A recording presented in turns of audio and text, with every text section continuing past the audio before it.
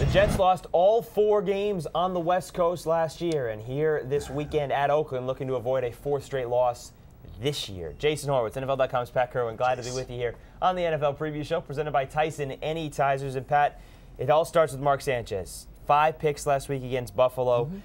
They've lost 3 straight. He's 1 touchdown and 8 picks during this losing streak. What's going on here? I go back to what I've said 100 times on this show. You cannot underestimate what happens to defensive coordinators when they get 4 games of game tape to break down a quarterback. And they've done a beautiful job, and we're going to continue to see him have problems.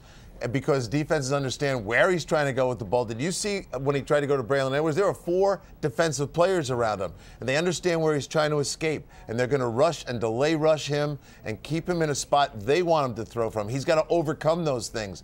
But I say this about Mark Sanchez. He's going to be a great pro someday. I want to remind everybody, Brett Favre threw 24 interceptions the first year he is a 16-game starter. And Manning, that'd be Peyton Manning, threw 28. He's on pace for 26. That splits those 2 quarterbacks right in half. It's typical rookie play. Yeah, and Matt Stafford will probably be right along those same numbers as well. It's what you expect from a rookie. You don't expect the 3-0 start that he had. But here's something that could really hurt this Jets team. Kris Jenkins, out for the year. So obviously we know you lose a Pro Bowl defensive tackle as good as he is, maybe the best defensive tackle in the NFL aside from Albert Haynesworth. You lose him, you have to replace him. How do they do that? Well, let's go and think about the San Diego Chargers, because they lost their nose tackle, Jamal Williams, and that defense is struggling to stop the run.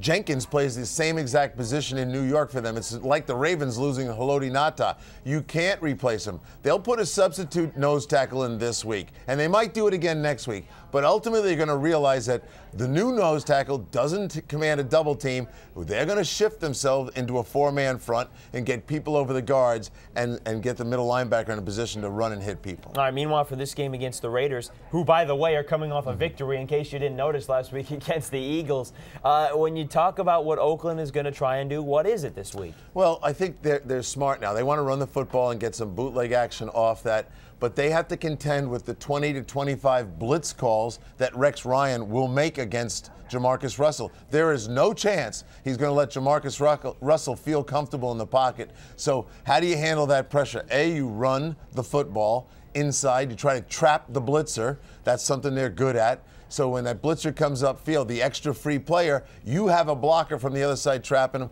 Get Justin Fargas going off tackle. That'd be the first way to do it. Because if you start asking Jamarcus to do more, hey Jamarcus, hey, when the blitz comes, you're going to handle the 4th blitzer. He's going to struggle. Well, he did better last week, at least in terms of completion percentage, but he still had the 2 interceptions. But what I liked was that he didn't take the sacks. He was only sacked twice last week against the Eagles, which is good, much better than it was the week before against the Giants.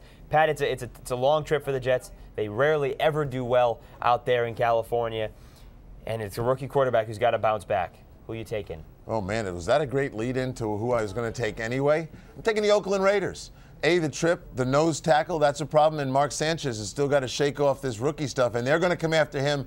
And at the end of the day, what I love most about Oakland last week was the Philadelphia Eagle offensive line couldn't block Richard Seymour and Greg Ellis and them. I say they apply similar pressure, maybe even more pressure than Buffalo was able to produce on Sanchez. I'll take the Raiders at home. I cannot believe I'm saying it, but I just did. Took the Raiders, and if San Diego loses, the Raiders would be in front of San Diego in the Richard Seymour said they're going to the playoffs. Hey, listen, from 1-4 to postseason, Jeff Fisher did it.